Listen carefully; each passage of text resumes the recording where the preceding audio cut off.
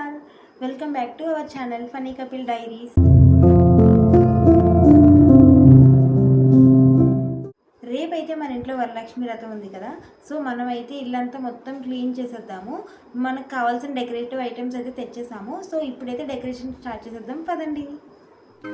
The following Thursday. పాడు జీవితము యౌవనం మూడు నాళ్ళ ముచ్చటలేరా. హలో, ఈ ప్లాస్టిక్ ఫ్లవర్స్ అయితే డెకరేషన్ చేద్దామని అయితే తీసుకున్నాము. చూడ్డానికి చాలా బాగున్నాయి కదా.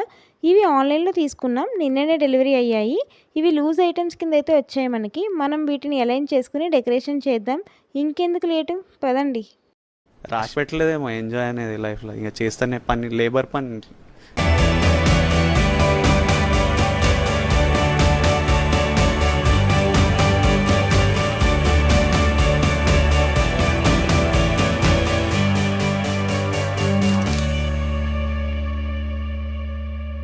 బ్యాక్డ్రాప్ డెకరేషన్ అయితే చూసారు కదా, సింపుల్గా ఇలా చేసాము. అమ్మవారికి పీట కూడా పెట్టేశాం. ఇద్దరం కలిసి నెక్స్ట్ కలసం పైన పెట్టడానికి కొబ్బరికాయని అయితే రెడీ చేస్తున్నాం. ఈ కొబ్బరికాయని మనం చుట్టూ పీచు లేకుండా శుభ్రంగా తీసేయాలి. అలాగే మంచి కొబ్బరికాయని తీసుకోవాలి, గుండ్రంగా పగులు లేకుండా మనమైతే చూసుకోవాలి. ఆ తర్వాత కొబ్బరికాయని శుభ్రం చేసి ఆరబెట్టి కాయకి చుట్టూ పసుపు రాయాలి. తర్వాత కుంకుమలో ఆ కొబ్బరికాయకి ఇలా బొట్టు అయితే పెట్టాలి. అమ్మవారి దగ్గర పెట్టడానికి కమలం అయితే ఆర్డర్ చేశాను. చూడడానికి ఎంతో బాగుంది కదా. ఈ అమ్మవారి ఫేస్ క్రేజీ సిల్వర్ షైన్లో తీసుకున్నాను. ముక్కు పడక సపరేట్గా వచ్చింది, సో అమ్మవారి ఫేస్కి అటాచ్ చేసా. బొట్టు పెట్టిన కొబ్బరికాయకి అమ్మవారి ఫేస్ని పెడదాము.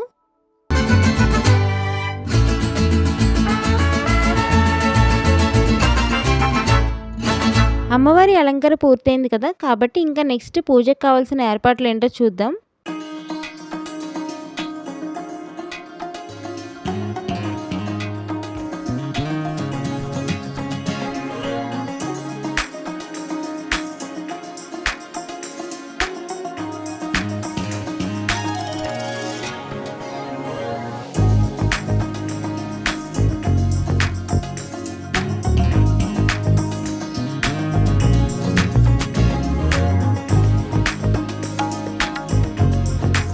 సో అమ్మవారిని అయితే నిలబెట్టాము. నెక్స్ట్ పసుపు వినాయకుడిని చేస్తున్నా. తర్వాత అమ్మవారి కోసం దీపం కుందులు అయితే అటు ఇటు పెట్టాము.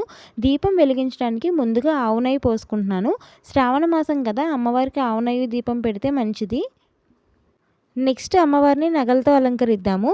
మా దగ్గర ఉన్న గోల్డ్ జ్యువెలరీ అయితే పెట్టాం. తర్వాత చుట్టూ ఫ్లవర్స్తో డెకరేట్ చేసి అమ్మవారి తలపైన బ్లౌజ్ పీస్ పెట్టి బొట్టు అయితే పెట్టేశాం.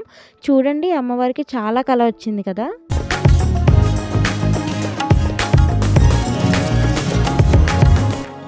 పూజకి కావాల్సినవన్నీ సిద్ధం చేశాం కదా. ఇంకా నైవేద్యం విషయానికి వస్తే మా అత్తయ్య గారు వంటలు చూసుకుంటున్నారు. నేనైతే బూర్లు వేయడానికి పూర్ణం ఉండలు చేస్తున్నాను. నెక్స్ట్ ఏ వంటలు చేశారో చూద్దాం.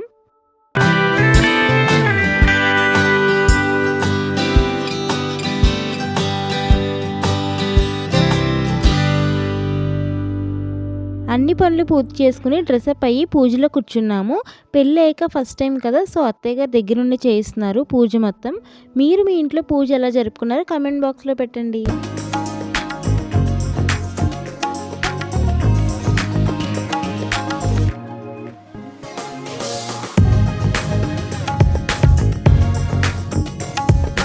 మేము 9 రకాల పిండి వంటలు చేసి అమ్మవారికి నైవేద్యం అయితే పెట్టాము. పూజ దగ్గర పెట్టిన తోరణాలు చేతికి కట్టుకుని పూజ అయితే మొత్తం కంప్లీట్ చేసేసాం.